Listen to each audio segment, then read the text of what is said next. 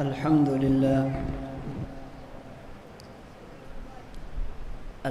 لله الذي نور قلوبنا بنور الإيمان وزين إيماننا بأنوار الأحاديث والفقه والقرآن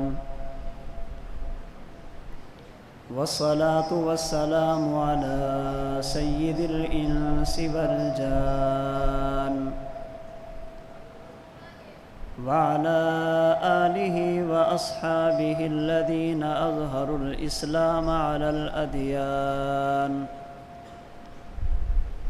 وعلى من تبعهم بإحسان خصوصا على سيدنا الإمام الأعظم أبي حنيفة النعمان. أما بعد فأعوذ بالله من الشيطان الرجيم. بسم الله الرحمن الرحيم. وما أرسلنا من رسول إلا ليطاع بإذن الله ولو أنهم إذ ظلموا أنفسهم جاءوك فاستغفروا الله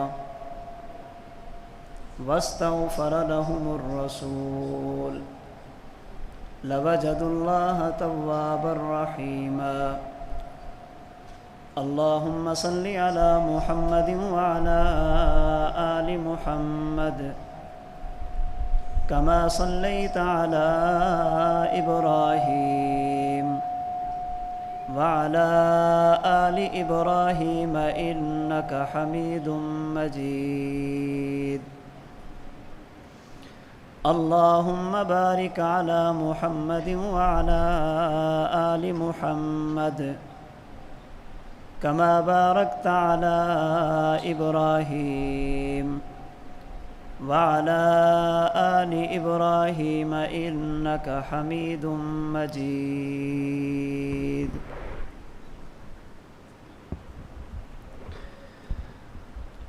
معزز علماء کرام، میرے نہایت واجب الاحترام بزرگوں، عزیز نوجوان دوستوں اور بھائیوں، مرکز اہل سنت والجماعت سرگودا خانقاہ حنفیہ کے زیر اہتمام مرکزی جامع مسجد چک 87 جنوبی سرگودا کے زیر انتظام 8ویں سالانہ سیرت النبی صلی اللہ علیہ وسلم کانفرنس میں اور آپ شریک ہیں۔ اللہ رب العزت ہم سب کی حاضری اپنی بارگاہ میں قبول فرمائے۔ جس طرح اللہ کریم نے آج رسول اللہ صلی اللہ علیہ وسلم کی سیرت کو بیان کرنے اور سننے کے لیے یہاں اکٹھا فرمایا، قیامت کے دن اللہ میدان محشر میں اپنے محبوب کے جھنڈے کے نیچے بھی اسی طرح ہم سب کو اکٹھا فرما دیں۔ رسول اکرم صلی اللہ علیہ وسلم کی سیرت ایک ایسا سمندر ہے جس کا کوئی کنارہ نہیں ہے۔ حکیم الاسلام قاری محمد طیب قاسمی صاحب رحمۃ اللہ علیہ فرماتے ہیں، ام المومنین سیدہ عائشہ رضی اللہ تعالی عنہا نے کان خلقہ القرآن فرما کر قرآن کریم کو اللہ کے نبی کی سیرت کا منبع اور مرکز فرمایا ہے، اور حدیث مبارک کے مطابق قرآن کریم اللہ کی ایسی کتاب ہے جس کے عجائبات، فوائد اور نکات قیامت کی صبح تک ختم ہونے والے نہیں۔ اس کا معنی یہ ہے کہ رسول اللہ صلی اللہ علیہ وسلم کی سیرت بھی قیامت تک ختم ہونے والی چیز نہیں ہے۔ رسول اللہ صلی اللہ علیہ وسلم کی دنیاوی زندگی سے لے کر آج تک اور قیامت کی صبح تک اللہ کے نبی علیہ الصلاۃ والسلام کی سیرت پر بہت کچھ لکھا گیا، لکھا جا رہا ہے اور لکھا جائے گا۔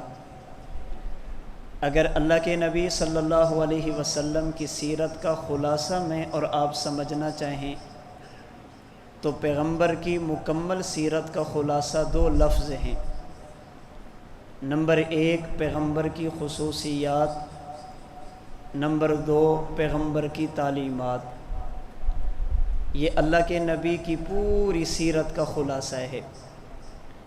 حضور علیہ الصلوۃ والسلام کی خصوصیات کا معنی جنہیں پڑھا، سنا، بیان کیا جا سکتا ہے لیکن انہیں اپنایا نہیں جا سکتا، اور پیغمبر کی تعلیمات کا مطلب یہ ہے کہ اسے پڑھا بھی جا سکتا ہے، سنا بھی جا سکتا ہے، بیان بھی کیا جا سکتا ہے، اپنایا بھی جا سکتا ہے۔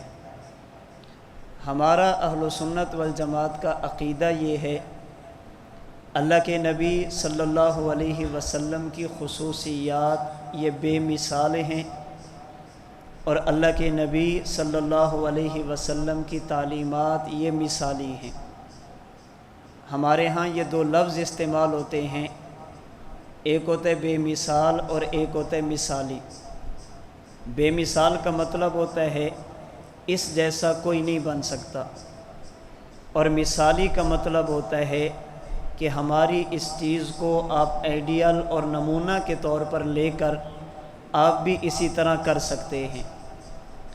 اللہ کے نبی کی خصوصیات بے مثال ہیں، میں اور آپ ان پر عمل کرنا چاہیں، اسی طرح بننا چاہیں تو ہمارے بس میں نہیں ہے۔ اللہ کے نبی کی تعلیمات مثالی ہیں، میں اور آپ ان کے مطابق زندگی ڈھالنا چاہیں تو ڈھال سکتے ہیں۔ اسے اللہ کریم نے قرآن کریم کے 21ویں پارے میں ان الفاظ میں بیان فرمایا، لَقَدْ كَانَ لَكُمْ فِي رَسُولِ اللَّهِ أُسْوَةٌ حَسَنَةٌ، میرے پیغمبر کی زندگی ایمان والوں کے لیے ایک بہترین اسوہ موجود ہے۔ اللہ کے نبی کی زندگی کے مطابق تم زندگی گزارنا چاہو، پیغمبر کی تعلیمات کو اپنانا چاہو تو تم اپنا سکتے ہو۔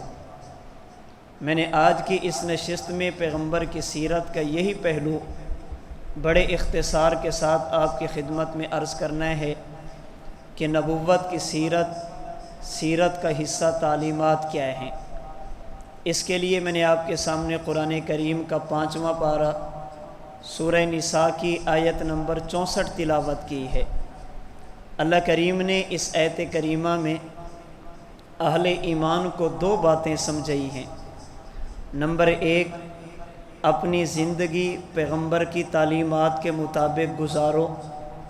نمبر 2، اگر کسی موقع پر کوتاہی ہو جائے تو اس کوتاہی کو تم نے ختم کیسے کرنا ہے۔ یہ 2 باتیں اللہ نے اس آیت کریمہ میں بیان فرمائی۔ جہاں تک تعلق ہے پہلی بات کا، رسول اللہ صلی اللہ علیہ وسلم کی تعلیمات کو اپنانا، اللہ کے نبی کی تعلیمات کے مطابق زندگی گزارنا۔ انسانیت کی زندگی کی ابتدا ولادت سے ہوتی ہے، اور انسانیت کی دنیاوی زندگی کی انتہا موت اور وفات پر ہوتی ہے۔ اللہ کے نبی صلی اللہ علیہ وسلم کی تعلیمات ولادت سے لے کر وفات تک، ابتدا سے لے کر انتہا تک، افتتاح سے لے کر اختتام تک میری اور آپ کی رہنمائی کرتی ہیں۔ اگر کسی بندے کے ہاں بچے کی ولادت ہو، دنیاوی زندگی کا آغاز ہو، اللہ کے نبی صلی اللہ علیہ وسلم کی تعلیمات یہ ہیں، سب سے پہلے اس کے کان میں اذان دی جائے، اس کے بعد کسی نیک بندے کی گھٹی دلائی جائے، اس کے بعد اس کا اچھا سا نام تجویز کیا جائے۔ 7 دن گزرنے کے بعد اس کے سر کے بال اتار کر چاندی کے برابر صدقہ کیا جائے۔ اگر خدا نے بیٹا دیا، عقیقے کے طور پر چھوٹے 2 جانور یا بڑے جانور میں 2 حصے۔ اگر خدا نے بیٹی عطا فرمائی، عقیقے کے طور پر چھوٹا 1 جانور یا بڑے جانور میں 1 حصہ، یہ عقیقہ کیا جائے۔ جب یہ اولاد تھوڑی سی بڑی ہو پھر اس کے لیے دینی تربیت کا اہتمام کیا جائے، اور اس کا آغاز والدہ کی گود سے کیا جائے، بچپن سے کیا جائے، چھوٹی عمر میں کیا جائے۔ اسے بچپن میں بتایا جائے کہ میرے بیٹے یا میری بیٹی، ہم اللہ کے علاوہ کسی کو معبود نہیں سمجھتے، پیغمبر کے علاوہ کسی کو معصوم نہیں سمجھتے، صحابہ کے علاوہ کسی کو محفوظ نہیں سمجھتے، اور مجتہد کے علاوہ کسی کو معذور نہیں سمجھتے۔ اسے ابتدا میں یہ بات بتائی جائے ہمارا خالق اور مالک اللہ، ہم اللہ کو مانتے ہیں، اللہ کو یکتا مانتے ہیں، اللہ کے ساتھ عبادت میں کسی کو شریک نہیں ٹھہراتے، اللہ کو ہر جگہ مانتے ہیں، پوری کائنات کے ذرے ذرے سے واقف اور جاننے والا اللہ کو مانتے ہیں، اور کائنات کے ذرے ذرے پر مکمل اختیار رکھنے والا اللہ کو مانتے ہیں۔ ہم آقا نامدار صلی اللہ علیہ وسلم کی نبوت اور حضور کی ختم نبوت کو مانتے ہیں، اللہ کے نبی کو امام الانبیاء، افضل الانبیاء، سید الانبیاء، خاتم الانبیاء مانتے ہیں۔ ہم اپنے محبوب پیغمبر کے برابر کائنات کے کسی بشر اور فرد کو نہیں سمجھتے۔ اس کائنات میں سب سے بڑا مقام رحمت دو عالم صلی اللہ علیہ وسلم کا ہے، جسے حضرت تھانوی نے ان الفاظ میں بیان فرمایا: بعد از خدا بزرگ توئی قصہ مختصر۔ اس کرۂ ارض پر خدا کی مخلوقات میں سب سے اعلیٰ مقام اللہ کے محبوب پیغمبر صلی اللہ علیہ وسلم کا ہے۔ اس بچے کو بچپن میں صحابہ کرام کے واقعات سنائے جائیں، صحابہ کرام کی زندگی بتائی جائے، وہ لوگ اللہ کے نبی سے محبت کیسے کرتے، دین کے لیے ان کا جذبہ کیا ہوتا، یہ ساری باتیں ان کو بتائی اور سمجھائی جائیں۔ اس کا فائدہ یہ ہوگا، یہ بچہ بچپن کی حالت میں جو چیز سنے گا، اس کا دل اور دماغ اسے قبول بھی کرے گا، اور یہ کوشش کرے گا کہ میں بھی بڑا ہو کر اسی طرح بنوں۔ اگر ہم قرآن کی بات کریں گے، اس کے دل میں قرآن کی عظمت ہوگی۔ انبیاء کی بات کریں گے، یہ انہیں اسوہ اور نمونہ بنائے گا۔ صحابہ کرام کے واقعات بتائیں گے تو یہ چاہے گا کہ میں اپنی زندگی انہی کے مطابق گزارنے کی کوشش کروں۔ اور اگر میں اپنے بچے کو گود میں لے کر کبھی ڈرامہ، کبھی فلم، کبھی کوئی قصے کہانیاں، یہ چیزیں سنوں گا اور اسے سناؤں گا، اس کی کوشش ہوگی کہ میں بھی بڑا ہو کر اسی طرح بنوں۔ اس لیے کہ بچے ہمیشہ بڑوں سے سیکھتے ہیں، وہ محبت ہو تب، نفرت ہو تب، دین ہو تب، بے دینی ہو تب۔ اللہ کے نبی کی تعلیمات یہ ہیں، اس بچے کی دینی تربیت کا خیال کرو۔ جب یہ اولاد بڑی ہو جائے، اللہ کے نبی کی تعلیمات، اس اولاد کا نکاح کرو، اور رشتے کے انتخاب میں 4 چیزوں میں سے دین کو بنیاد بنو۔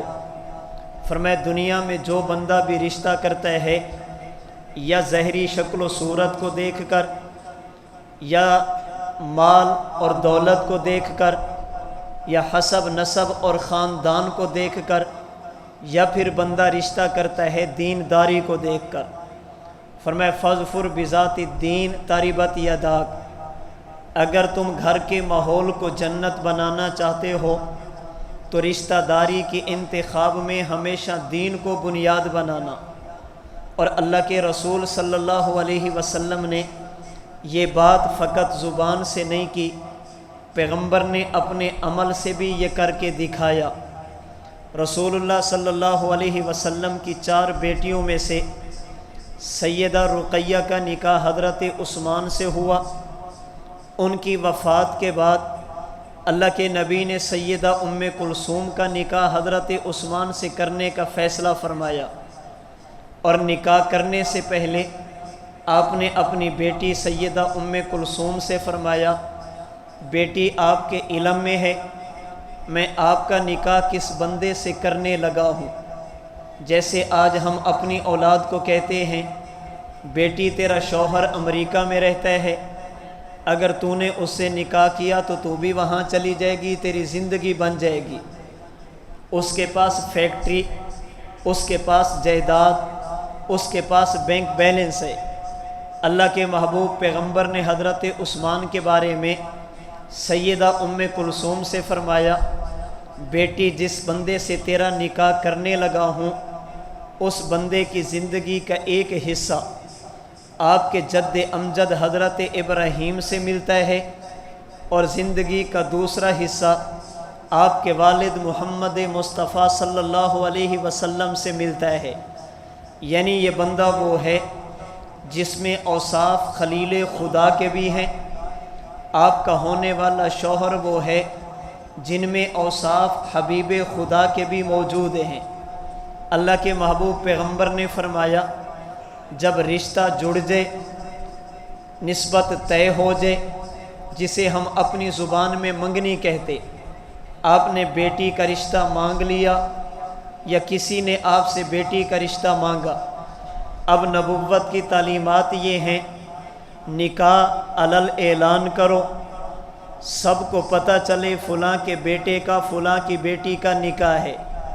نکاح مسجد میں کرو اور نکاح پر پیسہ کم سے کم لگو، اس لیے کہ اگر پیسہ کم لگے گا برکت بڑھتی جائے گی، اگر پیسہ بڑھتا جائے گا تو برکت گھٹتی جائے گی۔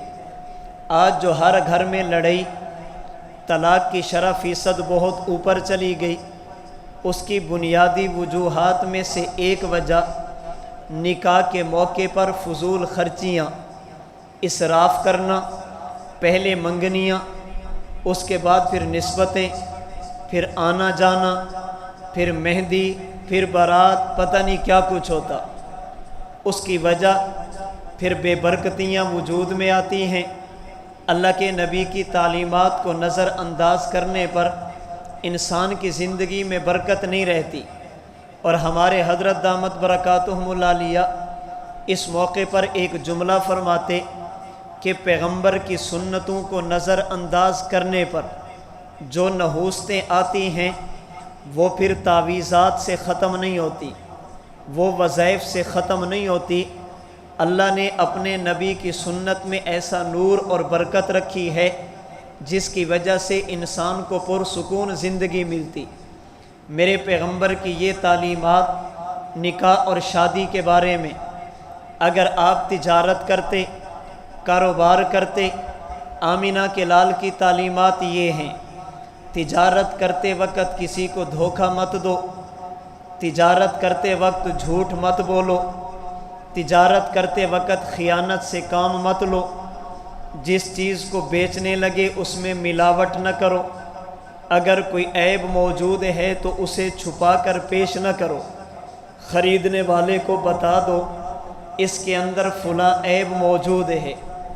اگر آپ ذمہ دار ہیں، نبوی تعلیمات، آپ اپنا کاروبار، اپنا ذمہ دارہ امانت اور دیانت کی بنیاد پر کریں، اپنی فصل میں کوئی بھی چیز ایسی نہ آنے دیں جو آپ کے رزق حلال کو رزق حرام یا مشکوک بنا دے۔ اللہ نے آپ کو زمین دی، اس زمین سے پیدا ہونے والی پیداوار کا عشر ادا کرو، یہ اللہ کے نبی کی تعلیمات ہیں۔ اگر آپ استاد ہیں، اللہ کے محبوب پیغمبر کی زندگی آپ کے لیے اسوہ حسنہ، ادعو الی سبیل ربک بالحکمۃ والموعظۃ الحسنۃ وجادلہم باللتی ہی احسن، آپ دین کی تعلیمات حکمت کے ساتھ، واض و نصیحت کے ساتھ، اور وقت آنے پر دلائل کے تبادلے کے ساتھ بھی دین کی تعلیم اور تربیت کر سکتے۔ اگر آپ شوہر ہیں، اللہ کے نبی نے شوہر بن کر زندگی گزار کے دکھایا کہ آنے والی بیوی کے حقوق کیا ہیں۔ اگر خواتین ہیں، پیغمبر کریم صلی اللہ علیہ وسلم نے اسے بھی بتایا آپ نے شوہر کا خیال کیسے رکھنا؟ اگر والد ہیں تو اولاد کے حقوق، اولاد ہے تو والدین کے حقوق، یہ اللہ کے نبی نے دنیاوی زندگی کے بارے میں ایک ایک چیز ہمیں بتائی۔ اگر آپ کی صحت ٹھیک نہیں، بیماری آ گئی، اللہ کے محبوب پیغمبر نے تقریباً 15 دن مرض الوفات میں گزارے۔ بیماری کی حالت میں کیا کیا جائے؟ نبوی تعلیمات۔ نمبر 1، اس موقع پر صبر کیا جائے، بیماری پر خدا کے شکوے اور گلے نہ کیے جائیں۔ نمبر 2، اللہ سے دعا کا اہتمام کیا جائے۔ نمبر 3، شریعت کی حدود میں رہ کر علاج اور معالجہ کیا جائے، بیماری کو ختم کرنے کی تدبیر اختیار کی جائے۔ نمبر 4، بیماری کے موقع پر یہ بندہ غور و فکر کرے، میرے ذمے خدا کا حق باقی تو نہیں، اللہ کے کسی بندے کا حق باقی تو نہیں۔ نمبر 5، جو لوگ اس کے ماتحت ہیں انہیں بتائے کہ میرے بعد تم نے زندگی کیسے گزارنی، انہیں نصیحت کرے، دینی تعلیم کے بارے میں انہیں آگاہ کرے۔ اگر اس کا کوئی ایسا بندہ جو محسن ہے، اس کے ساتھ انہوں نے احسان کیے، مرض الوفات میں پیغمبر نے کر کے بتایا، امت کو بتائے کہ فلاں بندہ میرا محسن، میرے جانے کے بعد اس کا خیال کرنا۔ جیسے اللہ کے محبوب پیغمبر نے مرض الوفات میں صحابہ کو سمجھایا کہ میں نے تم سے مال بھی مانگا، جان بھی مانگی، اپنا ساتھ بھی مانگا، تم نے مجھے سب کچھ دیا، لیکن جس نے سب سے زیادہ دیا وہ ابو بکر صدیق تھا، اس لیے میرے جانے کے بعد ابو بکر کا خیال کرنا۔ اگر آپ دنیا میں ہیں، آپ کے کسی رشتہ دار کی بیماری بڑھتی گئی اور معاملہ وفات کے قریب تک پہنچا، اب نبوی تعلیمات لقنوا موتاکم لا الہ الا اللہ، آپ کو اندازہ ہو گیا کہ اس بندے کا بچنا مشکل، اب اس کے قریب رہ کر اسے کلمہ کی تلقین کرو۔ کلمہ کی تلقین کا معنی یہ نہیں اسے کہا جائے کہ کلمہ پڑھو، بلکہ کلمہ کی تلقین کا مطلب یہ اس کے پاس رہ کر تھوڑی اونچی آواز سے کلمہ پڑھنا خود شروع کر دو، تاکہ وہ تمہارے کلمہ کو سنے اور دنیا سے جاتے وقت کلمہ پڑھ کر دنیا سے چلا جائے۔ اللہ کے محبوب پیغمبر نے فرمایا، جو آدمی کلمہ پڑھ کے دنیا سے چلا گیا، اللہ رب العزت اسے جنت ضرور عطا فرما دیں گے۔ اس لیے اس بندے کو کلمہ کی تلقین کرو۔ ایک تو میں نے گزارش کی، اسے نہیں کہنا کہ کلمہ پڑھ، بلکہ اس کے پاس بیٹھ کر بیٹھنے والے کلمہ پڑھیں۔ اور دوسرے نمبر پر اگر وہ مریض ایک مرتبہ کلمہ پڑھ لے، ساتھ والوں کو چپ ہو جانا چاہیے، اب کلمہ کا ورد نہیں کرنا چاہیے، تاکہ اس کا آخری کلمہ کلمہ طیبہ ہو۔ اسی حالت میں وہ جان اللہ کے سپرد کر دے۔ جب اس کا انتقال ہو جائے، اب نبوی تعلیم، اس کے غسل میں تاخیر نہ کرو، اس کے کفن میں تاخیر نہ کرو، اس کے جنازہ میں تاخیر نہ کرو، اس کے دفن میں تاخیر نہ کرو۔ اب یہاں سے نبوی تعلیمات 2 حصوں میں تقسیم ہوتی ہے، توجہ رکھیے۔ اب نبوی تعلیم 2 حصوں میں تقسیم ہو گئی۔ ایک حصے کا تعلق ایمان ماننے سے ہے اور ایک حصے کا تعلق عمل کرنے سے ہے۔ بعض چیزیں وہ جنہیں مانا جاتا اور بعض چیزیں وہ جنہیں کیا جاتا۔ میت کو غسل دینا یہ عملی چیز ہے، کیا جائے۔ میت کو کفن دینا کرنے کی چیز، میت کا جنازہ پڑھنا کرنے کی چیز، میت کو دفن کرنا یہ کرنے کی چیز ہے۔ اور جن چیزوں کا تعلق عمل کرنے سے ہو، اس کا سامنے نظر آنا یا اسے ہاتھ کے ساتھ چھو کر محسوس کرنا ضروری ہے، اور جن کا تعلق عمل سے نہیں ایمان سے ہے، وہ اگر کان سے سنائی نہ بھی دے تب بھی مانی جاتی، آنکھ سے دکھائی نہ دے تب بھی مانی جاتی، ہاتھ سے محسوس نہ بھی ہو تب بھی مانی جاتی، اس لیے کہ اب اس کا تعلق ایمان سے ہے، اور ایمان کا مطلب ہی یہ ہے یؤمنون بالغیب، اللہ کے نبی نے فرما دیا آمنا صدقنا، ہم نے قبول کر لیا۔ اللہ کے نبی نے فرمایا جب تم نے اس میت کی چارپائی کو اٹھایا، اپنے کندھوں پر لے کر جنازہ گاہ کی طرف جانے لگے، اگر یہ میت صالح اور نیک ہو، یہ کہتے قدمونی قدمونی قدمونی، مجھے جلدی لے کر چلو، تاخیر کیوں کرتے ہو؟ جنت میری منتظر، میں جنت کا منتظر۔ اللہ کے پیغمبر نے فرمایا اگر یہ نیک نہیں بلکہ بدکار ہے، پھر یہ میت چیختی بھی ہے، میت چلاتی بھی ہے، یہ دھاڑیں بھی مارتی ہے، یا ویلہا این یذہبون، تھوڑی دیر ٹھہر جاؤ، مجھے کہاں لے کر جاتے ہو؟ اللہ کے لیے تھوڑا انتظار مزید کرو۔ اگر آپ کہیں کہ ہمیں سنائی نہیں دیتے، اللہ کے محبوب پیغمبر نے فرمایا، روایت صحیح بخاری کی، فرمایا جب یہ چیختی ہے یسمعها من یلیہ الا الثقلین، اس کی چیخ و پکار کو کائنات کی ہر مخلوق سنتی ہے، اگر نہیں سنتا تو انسان اور جنات نہیں سنتے، ولو سامعها لصعق، اگر انسان ان کی چیخوں کو سن لے انسان کا کلیجہ پھٹ جائے گا، انسان سے برداشت نہیں ہوگا۔ اسے ابو داؤد کی روایت میں ان الفاظ میں بتایا گیا، لولا اللہ تدافنوا لدعوت اللہ ان یسمعکم من عذاب القبر، فرمایا لوگوں مجھے ڈر ہے کہ تم میت کو دفنانا چھوڑ دو گے، اگر یہ ڈر نہ ہوتا میں محمد خدا سے دعا کرتا میت کی جو چیخیں میں سنتا اللہ تمہیں بھی سنا دیتے۔ آپ نے میت کو جا کر جنازہ گاہ میں رکھ دیا۔ اب اللہ کے محبوب پیغمبر کی تعلیمات، اس کے جنازے میں 4 تکبیریں کہی جائیں، ایک تکبیر کے بعد ثنا، ایک کے بعد درود پاک، ایک کے بعد دعا اور ایک کے بعد سلام پھیر دیا جائے۔ یہاں مسئلے کی بات عرض کر دوں، نماز جنازہ میں 4 تکبیریں فرض ہیں، امام بھی اللہ اکبر زبان سے کہے یہ ضروری، پیچھے مقتدی بھی زبان سے اللہ اکبر کہیں ضروری۔ اگر جنازے کا اجر لینا ہے زبان سے اللہ اکبر کہنا پڑے گا۔ عموماً ہمارے ہاں ہوتا یوں ہے، امام نے اللہ اکبر کہا، ہم پیچھے کھڑے ہو کر اللہ اکبر نہیں کہتے، فوراً ثنا شروع کر دی۔ اگر کہیں گے بھی صحیح تو پہلی تکبیر دوسری تکبیر امام کی تکبیر کو کافی سمجھا جاتا، یہ بات ٹھیک نہیں۔ جنازے کا اجر اسی کو ملے گا جس نے ان 4 فرض تکبیروں کو ادا کیا۔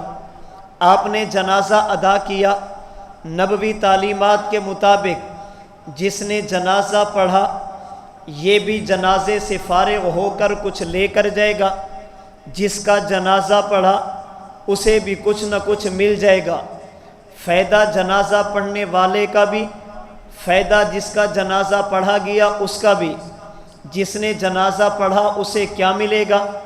روایت صحیح بخاری کی، اللہ کے محبوب پیغمبر نے فرمایا تم جنازہ پڑھ کے گھر واپس آ گئے، اللہ تمہیں 1 قرات کا اجر دیں گے۔ اگر تم نے میت کی تدفین میں بھی شرکت کی اللہ تمہیں 2 قرات کا اجر دیں گے۔ صحابہ کرام نے عرض کی یا رسول اللہ یہ قرات بنتا کتنا ہے؟ فرمایا 1 قرات کا وزن احد پہاڑ کے برابر ہوگا۔ یہ فائدہ تو تمہارا، جس کا جنازہ پڑھا گیا اسے کیا ملے گا؟ روایت مسلم شریف کی، حضرت عبداللہ بن عباس ایک جنازے میں شریک ہیں۔ آپ نے لوگوں سے پوچھا ذرا بتائیے اس جنازے میں کتنے لوگ شریک ہیں؟ لوگوں نے بتایا حضرت بہت کافی بڑی تعداد ہے۔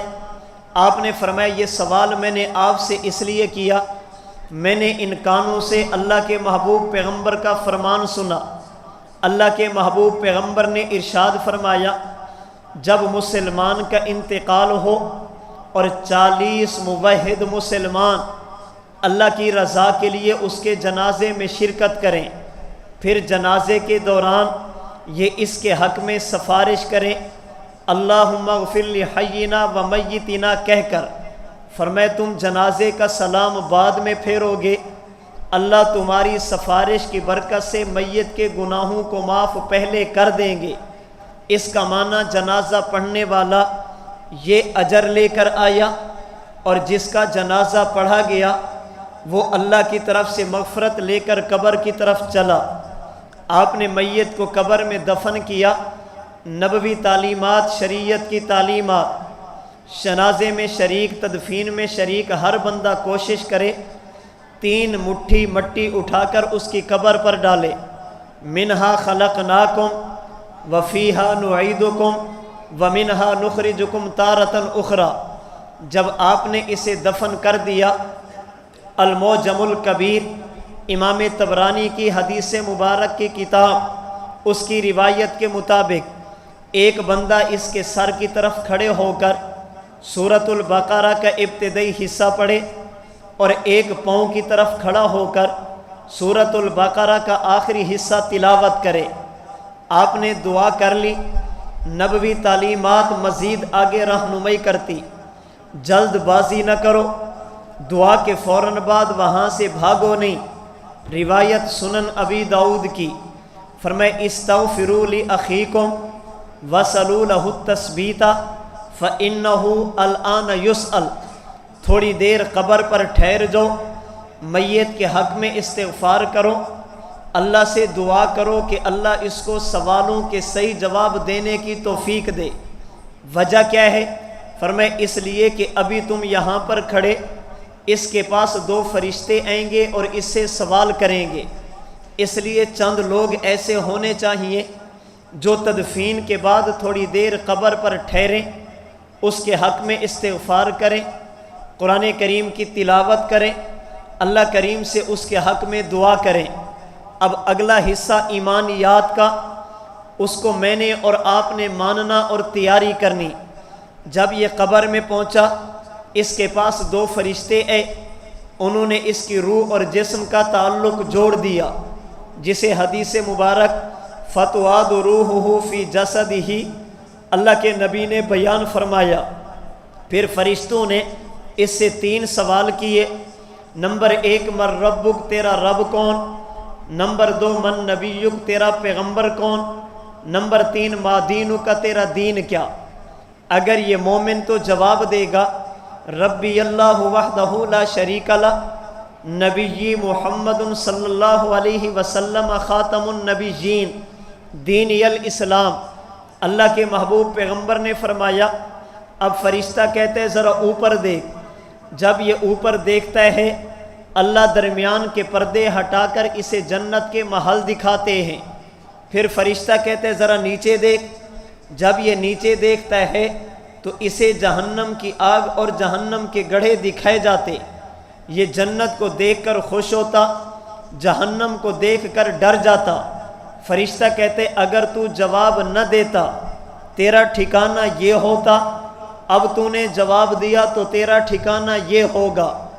فینادی منادم من السماء، اب اللہ کی طرف سے حکم ملتا، البسوا لہ من الجنہ، اسے جنت کا لباس پہنا دو، افرشوا لہ من الجنہ، اسے جنت کا بستر بچھا دو، وافتحوا لہ بابا الی الجنہ، اسے قبر میں سلا دو، جنت کی کھڑکی اور دروازہ اس کی قبر کی طرف کھول دو۔ فیاتیہ من طیبہا و روحہا، یہ قبر میں لیٹ کر مزے کی نیند بھی سوتا ہے، جنت کی خوشبو اور ٹھنڈی ہوا کو بھی محسوس کرتا۔ اگر یہ میت جواب نہ دے سکے، پھر جہنم کی تپش، جہنم کا دھواں، جہنم کا لباس، جہنم کا بستر اس کا مقدر بنتا۔ اب اگر کوئی بندہ اپنی قبر کو جنت بنانا چاہتا، اسے کیا کرنا چاہیے؟ اگر کوئی بندہ جہنم سے بچنا چاہتا، اسے کیا کرنا چاہیے؟ اللہ کے نبی نے کئی چیزیں بیان فرمائی، ان میں سے صرف ایک کا آپ کی خدمت میں تذکرہ کرتا ہوں جو بڑی آسان چیز۔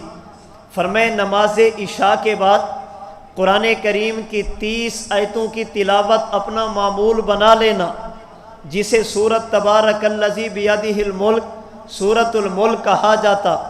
یہ 30 آیتیں پڑھ کر تم سو جانا، اللہ قبر کے عذاب سے تمہیں بچائیں گے، قبر کے عذاب سے تمہیں محفوظ فرمائیں گے۔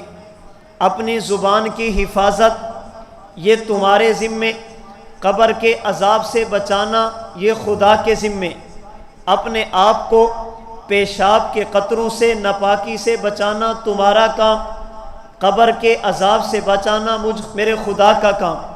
اب یہ میت جب قبر میں ہوگی، نبوی تعلیمات یہ ہیں، اب اس کا نامہ اعمال تو بند ہو گیا، لیکن یہ ضرورت مند ہے تمہارے ایصال ثواب کا۔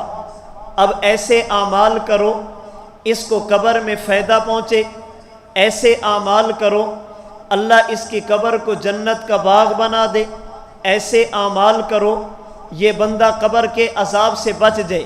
اور نبوت نے مجھے اور آپ کو بھی اس کا پابند بنایا، کوشش کرو کسی اور کے سہارے پہ مت رہو، خود زندگی ایسے گزار کر جاؤ کہ تم قبر میں پہنچو، فرشتے تمہارے نامہ اعمال میں نیکیاں تب بھی لکھتے رہیں۔ وہ کیسے ہوگا؟ فرمایا اذا مات الانسان انقطع عنہ عمل، جب بندہ فوت ہوتا نامہ اعمال بند کیا جاتا، اب فرشتے اس کے اعمال کو لکھتے نہیں، الا من ثلاثۃ، چند خوش نصیب لوگ ایسے جو خود تو قبر میں مگر فرشتے اعمال پھر بھی لکھتے۔ ان میں ایک بندہ صدقہ جاریہ کرنے والا، مسجد بنانے والا، مسجد میں لائٹ لگانے والا، قرآن کریم لے کر رکھنے والا، کسی دین پڑھنے والے کو لباس کتاب دینے والا، اس کی خوراک کا انتظام اہتمام کرنے والا، پانی کا نلکا اور ٹینکی لگانے والا، کسی سایہ دار درخت کو لگا کر لوگوں کو اچھا سایہ فراہم کرنے والا، یہ خود تو قبر میں ہوگا، فرشتے اس کے نامہ اعمال میں نیکیاں تب بھی لکھیں گے۔ او علم ينتفع به، اچھا علم دنیا میں چھوڑ کر جانا، جب تک لوگ علم سے فائدہ اٹھائیں گے نامہ اعمال میں نیکیاں لکھی جاتی رہیں گی۔ او والد صالح يدعو له، یا اچھی اور نیک اولاد چھوڑ کر گیا، جب تک اولاد اس کے حق میں دعا کرتی رہے گی اللہ اسے اجر اور ثواب دیتے رہیں گے۔ یہ نبوی تعلیمات کا مختصر سا خاکہ ولادت سے لے کر وفات تک میں نے آپ کی خدمت میں عرض کیا۔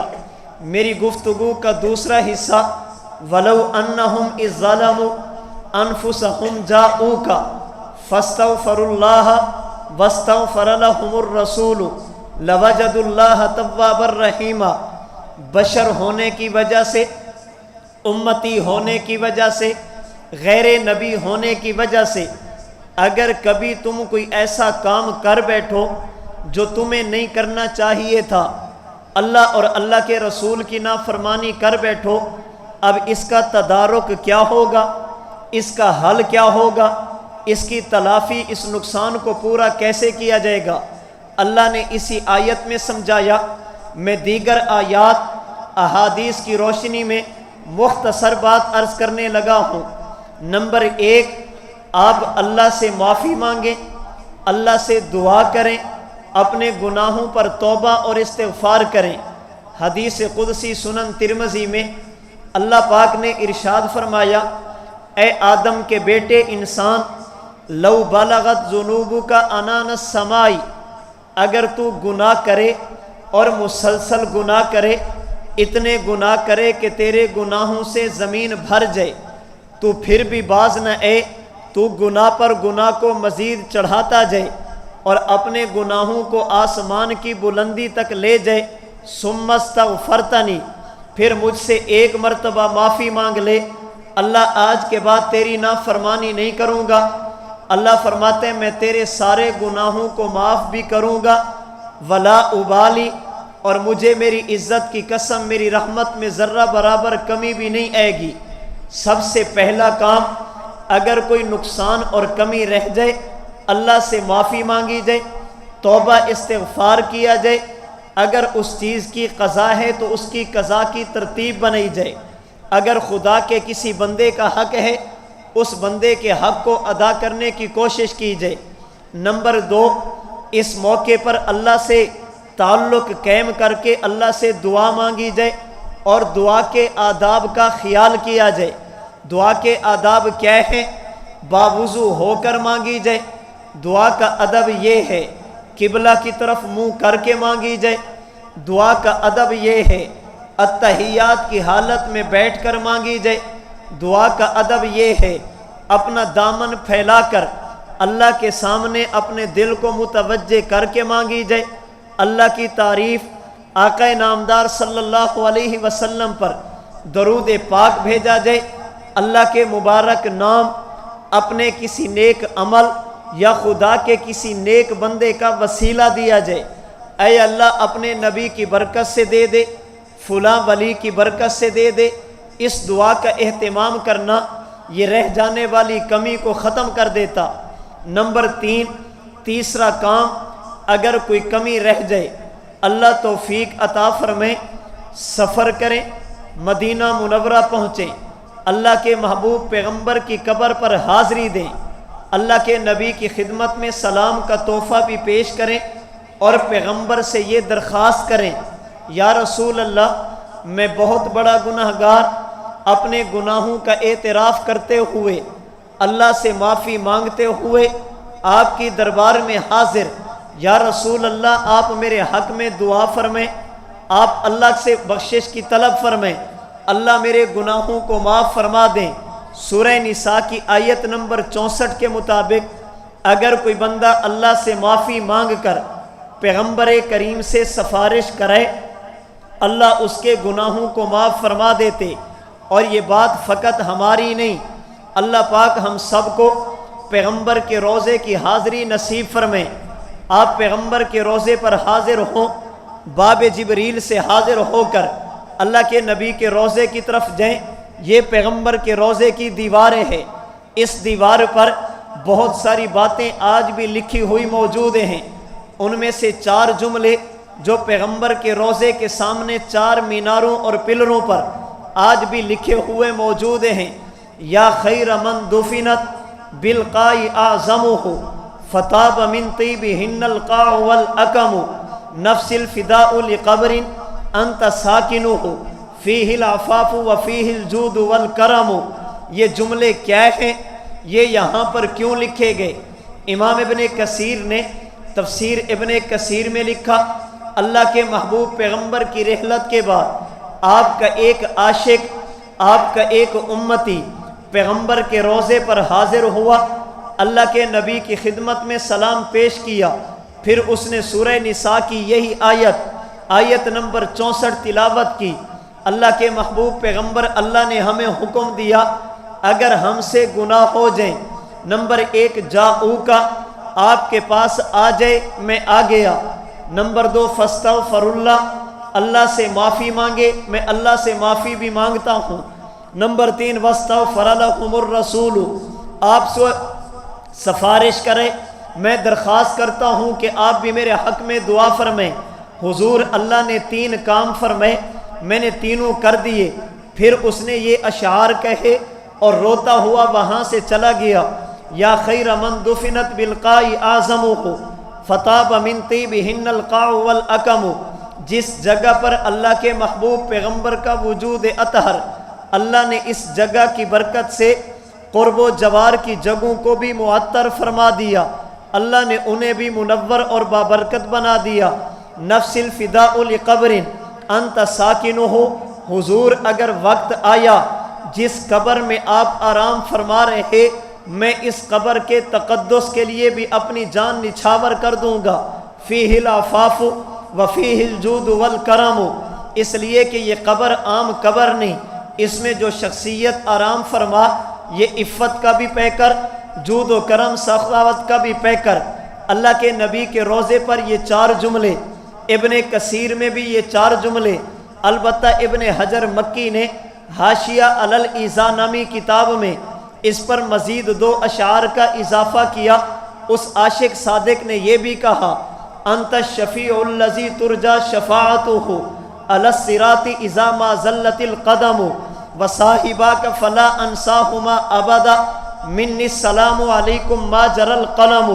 حضور جب قیامت کا دن ہوگا آپ نے وہاں پر بھی ہماری سفارش کرنی اور آپ کی برکت سے ہم نے پل صراط سے گزرنا، حضور میں فقط آپ کی عقیدت کی بات نہیں، جو دو سب آپ کے ساتھ آرام فرما ابو بکر و عمر، مجھے یہ دونوں بھی یاد ہیں، میں ان دونوں کو بھی نہیں بھولا۔ حضور میں یہ دعا کرتا ہوں، منی السلام علیکم ما جر القلم، جب تک سورج نکلتا رہے، کائنات کا نظام چلتا رہے، اللہ آپ پر بھی سلامتی اتارے، اللہ شیخین کریمین ابو بکر و عمر پر بھی سلامتی نازل فرمائے۔ اس نے یہ جملے کہے، اللہ کے نبی سے دعا کی درخواست کی اور روتا ہوا چلا گیا۔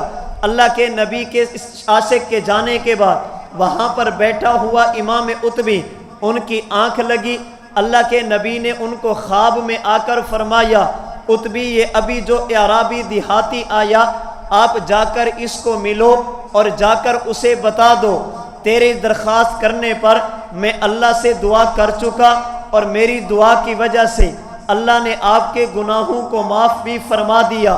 مفتی محمد شفیع عثمانی نے تفسیر معارف القرآن میں لکھا، آج بھی اگر کوئی بندہ نبی کی قبر پر جائے، اسے چاہیے حضور کو سلام بھی کرے اور اللہ کے نبی سے استشفاء، آپ سے سفارش بھی کرے۔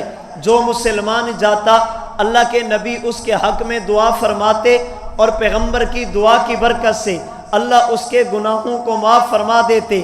اللہ کے محبوب پیغمبر کی سیرت میرے اور آپ کے ایمان کا حصہ، نبی کی سیرت کو پڑھنا، نبی کی سیرت کو بیان کرنا، نبی کی سیرت کو سننا ہمارے ایمان کا جزء ہے۔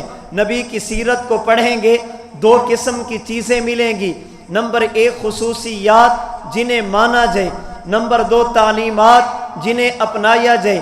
ولادت سے لے کر وفات تک کوئی ایک موقع بھی ایسا نہیں جہاں پر اللہ کے نبی مجھے اور آپ کو لاوارث چھوڑ دیں۔